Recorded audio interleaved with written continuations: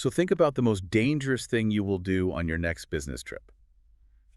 It's probably not leaving your laptop unattended in the airport lounge, right? Right, yeah. Just Or no. like having some highly sensitive conversation on a crowded train. Exactly.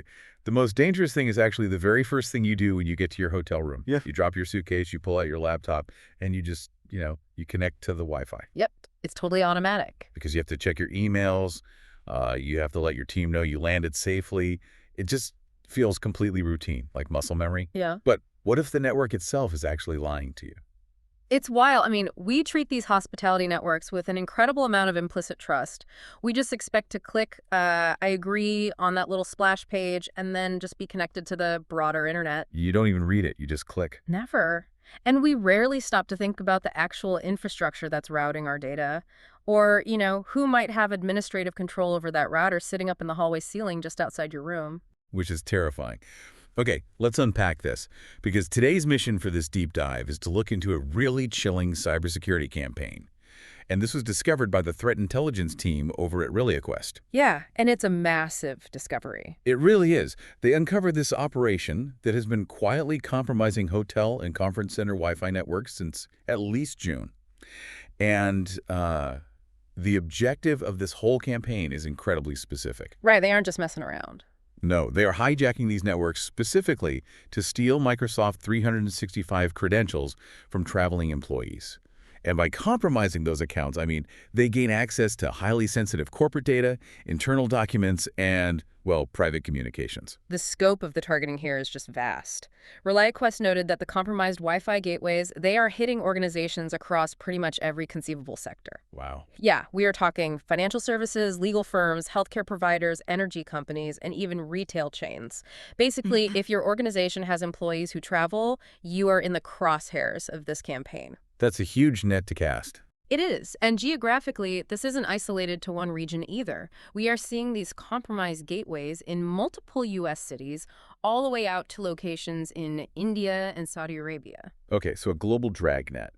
And the actor behind this really elevates the severity of the threat, right? Because the researchers attribute this activity to a Russian espionage group known as ABT-28. Yes, also widely known as Fancy Bear or Force Blizzard. Right. And these are highly sophisticated nation-state threat actors. But, knowing who is attacking us doesn't fully explain why they're going after something as mundane as hotel Wi-Fi. It feels like a massive shift in their strategy. It really does. If we connect this to the bigger picture, it represents a fundamental pivot in how nation-states view corporate vulnerabilities. How so? Well, think about the past decade. Organizations have spent billions, literally billions, hardening their internal perimeters. They've deployed zero-trust architectures, next-generation firewalls, complex endpoint detection systems. Right. The corporate fortress is pretty locked down these days. Exactly. The fortress has become incredibly difficult to breach directly. So the attackers, they just wait for the target to leave the fortress. Oh, wow. The moment an employee steps outside that protective bubble of the corporate network and logs into a hospitality venue's Wi-Fi, they are operating out in the wild. And the attackers know full well that a hotel conference center is rarely defended with the same rigor as, like, a Fortune 500 headquarters. Oh, not even close. Hotels are in the hospitality business, after all. They are not in the cybersecurity business. Right, exactly. So it feels like instead of trying to break into a heavily guarded corporate fortress, the attackers are just setting up a fake toll booth on the highway they know all the employees use to commute. That is a perfect way to put it. Targeting the soft underbelly. But that raises the most critical question here. How are they pulling this off so quietly? Because taking over an entire hotel's internet infrastructure without tripping any massive alarms, that requires an initial crack in the armor, right? It does, and that initial crack almost always starts at the Wi-Fi gateway itself. Okay, the gateway. Right. This is the physical or sometimes virtual appliance that actually manages all of the guest internet traffic. And ReliaQuest found a very recurring theme in how these devices were compromised. What was it? They often have these weakly protected, totally exposed management interfaces. We're talking about back-end maintenance stores, essentially. Protocols like SSH or SNMP. Okay, let's define those briefly for anyone listening who isn't a network administrator. SSH is Secure Shell, right? Yeah. Which is basically just a way for IT staff to remotely log into the command line of a device to make changes. Yes, exactly. And SNMP, The simple network management protocol. That's used to monitor devices and sometimes modify the configurations. Right. So those are accidentally left accessible to the public internet. I mean, anyone can just knock on the door. Anyone. And you combine that public exposure with things like default passwords or maybe just outdated firmware that has known vulnerabilities, the attacker essentially just walks right in. Just opens the door. Pretty much. And once they exploit that weak point, they gain full administrator access to the gateway. They effectively own that environment. Which means they control everything. Everything. They control DHCP, which means they are the ones assigning IP addresses to every single new device that joins the network. They control the default routing for all the traffic. But the most devastating control they gain is over the DNS settings. DNS, the domain name system. This is basically the linchpin of the entire operation. It absolutely is. To put it in perspective for you listening, DNS is like your internet GPS. When you type in a human-readable address like, I don't know, Microsoft.com, your browser queries a DNS server to translate that name into the numerical longitude and latitude. Right, the IP address. Exactly, the IP address. So your computer knows exactly where to physically send your data. And when the attacker compromises that hotel gateway, they manipulate the network so that it uses a DNS server they control. Yeah. So the unsuspecting user connects to the hotel Wi-Fi. And it's vital to note here that this attack requires the user to be connecting off their corporate VPN. Right, naked connection, basically. Exactly. So the user opens their browser, types in the address for their Microsoft 365 portal, and the compromised gateway intercepts that DNS request. So if DNS is the internet's phone book, it's like the attacker broke into the hotel's front desk, erased the real phone number from Microsoft, and just wrote down their own burner phone number instead. That's exactly what's happening. The gateway intercepts it and forges the response. So sticking with the GPS analogy, the attacker hasn't moved the Microsoft building. Instead, they just hacked your GPS to give you a fake set of coordinates when you asked for directions to the office. Yes. And the technical elegance of this is just staggering because your laptop is completely healthy. Right, there's no virus. Exactly. It isn't infected with malware. Your antivirus won't trigger an alert because, well, no malicious files have been downloaded to your hard drive. That is so wild. Your machine is functioning exactly as it was programmed to function. It's the environment itself that is lying to the device. You asked the network for directions, and the network confidently provided a fraudulent map. You're doing everything right as a user, but the ground beneath you has been completely fabricated. So, okay, you follow that fraudulent map. You are redirected to an attacker-controlled IP address. What does that actually look like on the screen for the user? Well, it looks absolutely identical to reality. You see a highly convincing, meticulously crafted replica of a Microsoft 365 login portal. They really put the effort in. Oh, yeah. The attackers even registered specific domains for this campaign just to maintain the illusion. ReliaQuest flagged domains like m365-oiwa.com, oiwa-md365.com. And like ms365device.com. Yes, and ms365-live.com. Things that look totally normal at a glance. I mean, if you have been traveling all day, your flight was delayed, you are jet-lagged, and you just want to check your inbox before a morning keynote, nobody's analyzing the URL character by character. No. It has the Microsoft logo, it has the familiar layout, so you type in your email and your password. Now, here's where it gets really interesting, because traditionally, this is the exact moment where security professionals would say, hey, this is why we have multi-factor authentication. Right, the ultimate safety net. Yeah, I mean, wait, we are constantly told that MFA is our safety net. You're telling me that even if the attacker captures the password on that fake page, they shouldn't be able to log into the real Microsoft account without, like, my biometrics or the push notification from my phone, right? My MFA app should save me. Under normal circumstances, you would be entirely correct. But what's fascinating here is that these researchers discovered the attackers aren't just harvesting static passwords. Oh, no. They have engineered a method to bypass MFA entirely. By exploiting a totally legitimate feature called the device code authentication flow. Okay, let's break down how device code flow is actually supposed to work. Because frankly, it wasn't built for laptops. No, not at all. It was designed for devices that don't have a traditional web browser or a keyboard. Like, if you've ever tried to log into an app on a smart TV or a streaming stick, you have used this. The TV displays a short code on the screen and tells you to pull out your phone, go to a specific website, log in there, and enter the code to authorize the television. Exactly. And the brilliance of this attack relies on perverting that exact mechanism. Wow. When you land on their fake portal and hit enter, the attacker's infrastructure behind the scenes immediately initiates a legitimate device code login request to the real Microsoft servers. Oh my God. Yeah, they claim to be a new device trying to authenticate as you. So Microsoft generates the code and a prompt. Then the fake page you were looking at displays a message essentially asking you to approve the login. And because I am actively trying to check my email, I fully expect a prompt. Exactly. My phone buzzes with a notification from my Microsoft Authenticator app. I glance at it, I see a request for access, I assume it's a laptop session I just initiated, and I just hit approve. And by doing so, you just authorize the session that was initiated by the attacker's server, not your laptop. Wow. So I'm just handing over the keys to the castle. You are validating their login attempt. The system works perfectly according to its programming. Microsoft sees that the authorized user approved the prompt, so it issues a legitimate OAuth token directly to the attacker's client. And that OAuth token is the ultimate prize here. I mean, it acts like a digital valet key.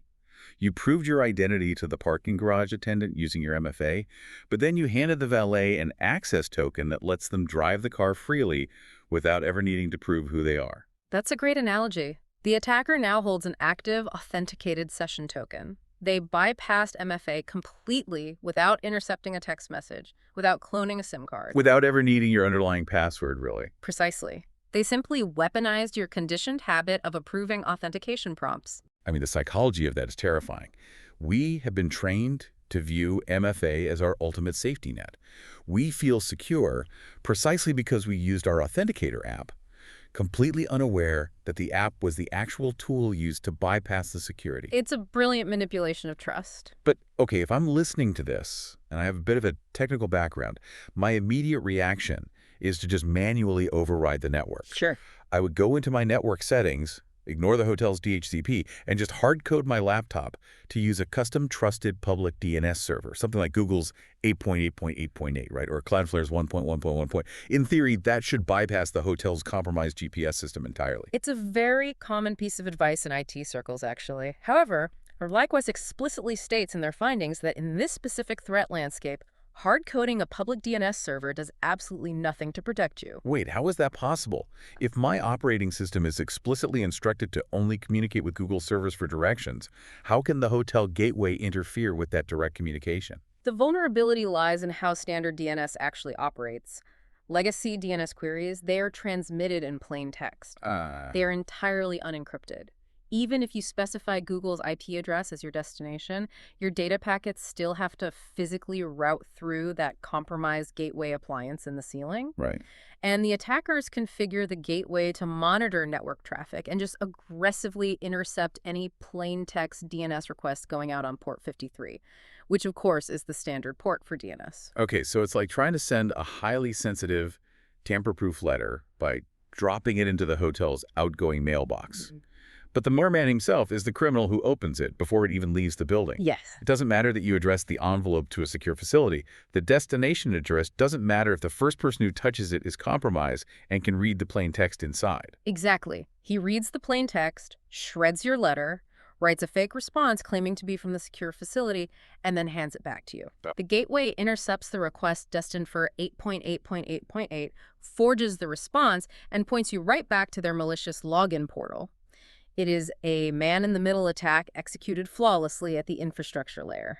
It is basically inescapable if your traffic is unencrypted. Yeah. And the ReliaQuest report details that DNS poisoning wasn't even their only vector. They had backup plans. They did. The attackers had a layered strategy. In roughly a third of the investigated incidents, they attempted to deploy an entirely different technique as a fallback, abusing a protocol called Web Proxy Auto Discovery, or WPAD. Oh, WPAD. It is a legacy protocol that has plagued network security for years. Seriously. It was heavily utilized in the 1990s and, early 2000s in corporate Windows environments. The whole intention was to allow IT administrators to automatically route all employee web traffic through a central security filter or a proxy server, without having to manually configure every single machine on the floor. The way it functions is almost too trusting by modern standards, though. Yeah. Like a Windows computer boots up, connects to a new local network, and essentially just broadcasts a message to the room asking, hey, does anyone have a proxy configuration I should be using? It literally just asks the room, and the network is supposed to respond by providing a pack file. That's a proxy auto-configuration file. Okay, but if the attacker has administrator rights over the gateway, they control the answer to that broadcast. Exactly. When your machine connects to the hotel Wi-Fi and queries for a WPA GIN configuration, the compromised gateway enthusiastically supplies a malicious pack file. So WP80 isn't just a simple browser redirect like the DNS attack. Yeah. If they feed my laptop a malicious pack file, they're essentially rewriting the routing instructions for my entire operating system. They are. What does that file actually instruct the machine to do? Well, a pack file is essentially just a small JavaScript function. In this malicious context, it instructs your operating system and any applications that respect system proxy settings, like Google Chrome or Edge. Right. It instructs them to funnel all of their HTTP and HTTPS web traffic through an external proxy server that the attacker controls. So they are building an invisible tunnel that routes all your browsing data straight to their servers before it goes out to the wider internet. Yes. Now, RelayQuest did note that they could not definitively confirm if these specific WPAD attacks successfully captured data payloads during this particular campaign. Okay, so it might not have worked perfectly every time. Right. But the intent behind deploying it demonstrates a really deep, defense-in-depth approach to offensive operations. Definitely.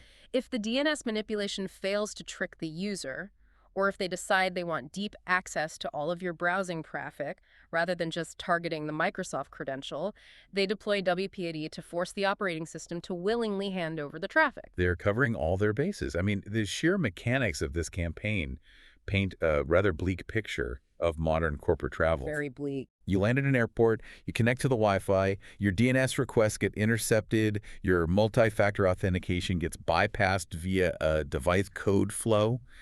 And if you manage to avoid all that, they just attempt to proxy your entire machine's web traffic. It's relentless. So what does this all mean?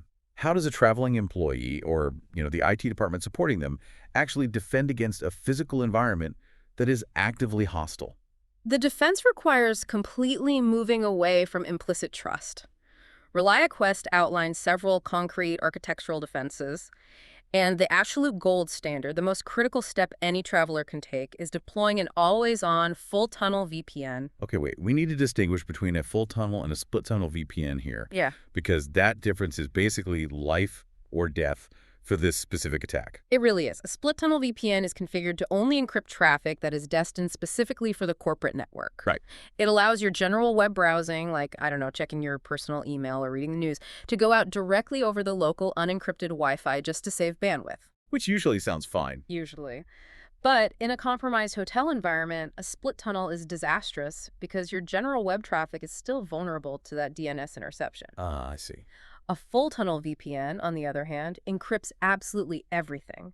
The millisecond you connect to the Wi-Fi, the VPN establishes a secure, encrypted tunnel to your trusted provider. So going back to our mailman analogy, a full tunnel VPN is like placing your letter inside an impenetrable locked steel box before you hand it to the shady mailman. Yes. He can hold the box, he can physically transport it out of the building, but he cannot read the plain text inside, and he cannot alter the contents.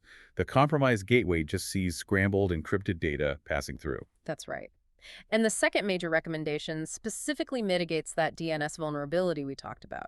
Organizations must enforce the use of encrypted DNS operating in strict mode. Okay. The technologies to look for here are DNS over HTTPS, known as DH, or DNS over TLS. All right, DOH fundamentally solves the plain text problem on port 53. Because by wrapping the DNS query inside standard HTTPS encryption and sending it over port 443, it just hides your request for directions inside what looks like regular secure web traffic. Exactly. The malicious router can no longer intercept and forge the response because it simply cannot decrypt the request to see where you are trying to go. Makes sense. But it is vital that this is configured in strict mode. If the encrypted connection fails for any reason, the computer must flat out refuse to fall back to plain text DNS. Otherwise, the attacker simply blocks port 443 to force the downgrade. Sneaky. And what about the WPA threat? How do we stop the legacy Windows protocols from just handing over our routing tables? Oh, that is the easiest fix of all. Just disable WKAD on the machine entirely. Just turn it off. Yeah, very few modern enterprises actually rely on it for remote users anyway. It's just a legacy liability at this point. In your Windows network settings, simply turn off Automatically Detect Settings. Okay, good tip. And on the back end, for the IT administrators who are actually managing the cloud environment. Administrators need to proactively review authentication logs for anomalous locations or unusual spikes in device code requests.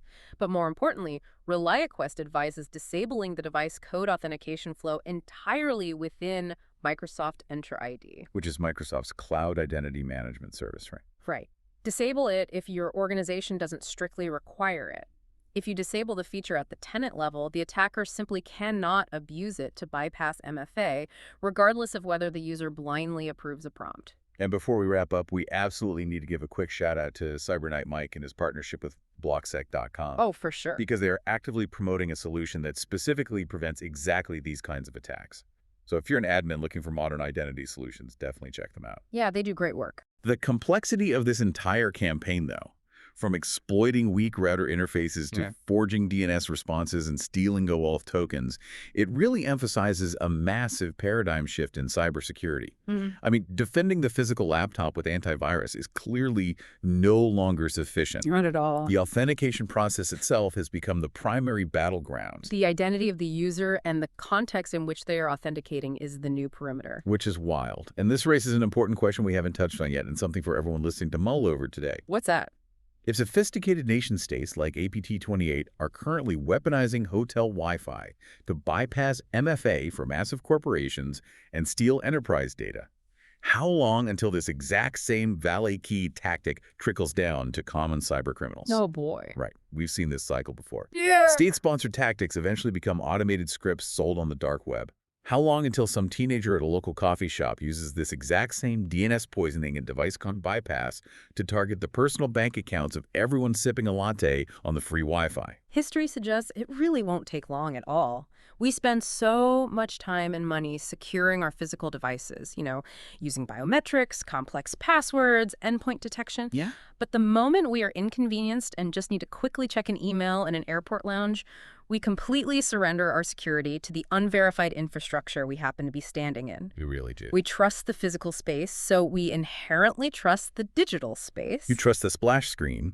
We just click, I agree, without a second thought. Yeah. So next time you are sitting in a hotel lobby and you connect to that free network, really ask yourself what you are actually connecting to. Stay safe out there, stay vigilant, and always use a full tunnel VPN.